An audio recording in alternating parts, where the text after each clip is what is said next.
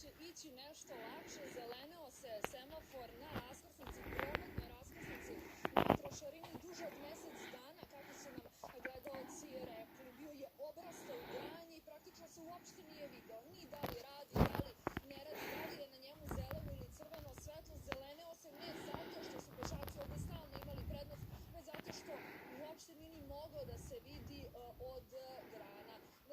Građani koji su se obraćali našoj redakciji kažu da su o ovom problemu obavestili nadležne službe, ali da na teren niko nije izlazio. I mi smo obavestili nadležne o tom problemu i u roku od sat vremena grane su orezane, a semafor se, kao što možete videti, sasvim lepo vidi. I to je svakako lepo, a da kažemo još i to da u Beogradu postoji oko 500 raskrsnica sa semaforima.